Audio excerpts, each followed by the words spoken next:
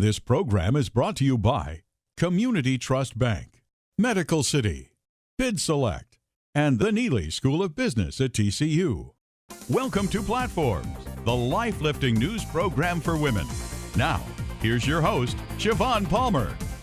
Welcome everybody to Platforms, a life-lifting news program for women. I'm absolutely delighted to introduce our next guest. This lovely lady is Rahela Kaveer. She is the founder of the Afghan Women Empowerment Organization.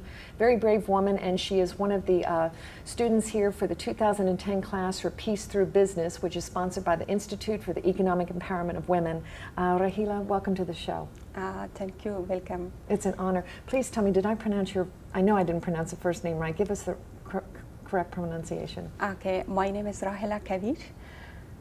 And where were you born in Afghanistan? I was born in Afghanistan in Kabul, and I studied in Kabul, primary school and also high school, and then for my higher education, I have graduated from Kabul Medical University in 1992. Beautiful. Now let's start with your early childhood. What was life like growing up for you in Afghanistan as a young girl? When I was a young girl and I was in school and I was in university, unfortunately the situation of Afghanistan was not good. There was no political stability in our country, and at that time Soviet Union war was in our country, and there was a lot of tension and pressure, political tension of the government to the people, and also the fighting among the Soviet Union and government and the people. So there was a lot of problem for people, and especially for the women, because we couldn't walk after the 6 o'clock in the afternoon or in the evening. So it was very difficult for us to have activities, but we struggled with all. So you had to go back into your home after 6 p.m. each night, or it would be dangerous for you. What would happen if you ventured out after that time? Actually, when I was in university, our time was at 4 p.m. It was a timeout from our university, and then we returned to our home, and after 6 o'clock no one was out of the home, especially for women. It was very difficult. Right. Yeah. Let's talk about during that struggle and so forth. How did your parents influence you growing up, your mother and father?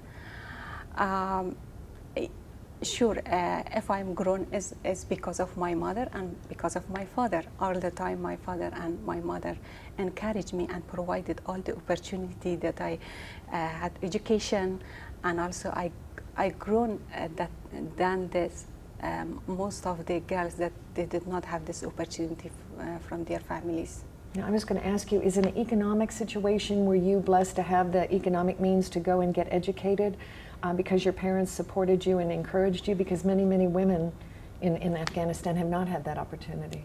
Sure, the economic level is also was very important to have a good education, but also one of the main problem in our country is the culture issue, because most of the parents on that time, not now, it's an issue, but not a big like the previous, that they didn't allow their daughters to go to the school. But also the economic is also because sometimes these girls have to work to make some money or to create some money for their economic life, and also their parents, their fathers and their mothers was not able, and still they are not able to pay for their education. The illiteracy rate, Rahela, is so high in Afghanistan. So when we were talking to the ambassador earlier, he said that education now is becoming a key priority for the Karzai government. I understand that you were going to be running for parliament yourself this year. Tell us about that decision. What made you decide to take that on? You're a mom of 4 young children in addition to all of this.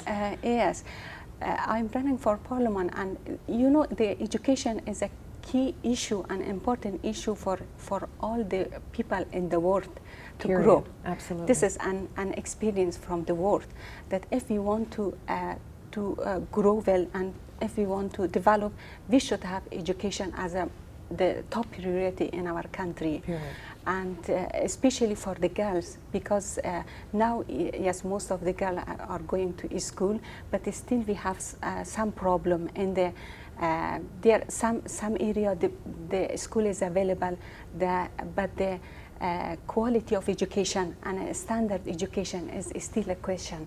And some areas it is available, the school is available, but the accessibility, geographical accessibility to the school is a problem for the girls, because Afghanistan is a mountains area, and in the mountains, due to lack of road and or sometimes due to the climate, it is not accessible for the girls. Also, acceptability, cultural acceptability is still a problem.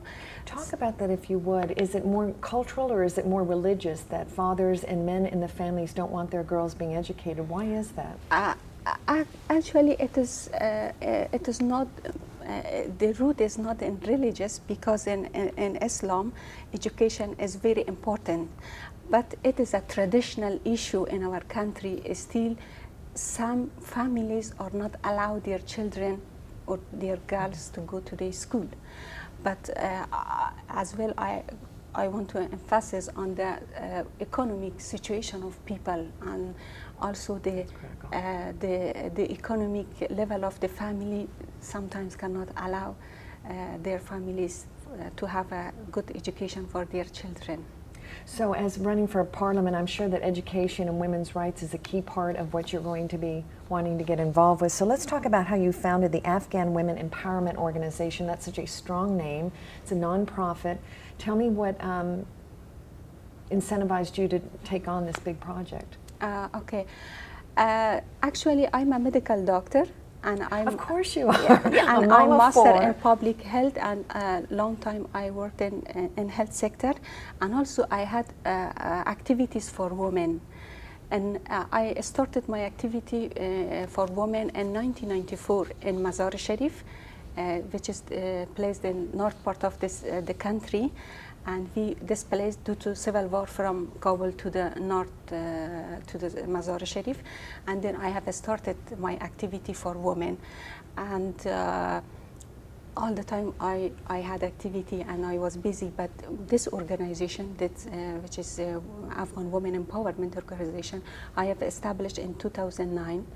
And I'm focusing on empowerment of women and gender equality, because women is a big issue in our country, and our goal is to empower women through the providing educational opportunities and also economical opportunities and creating job for women.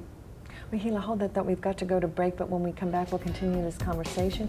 Ladies and gentlemen, this is Shivaun Palmer with Platforms, a life-lifting news program for women. We'll be back in a moment.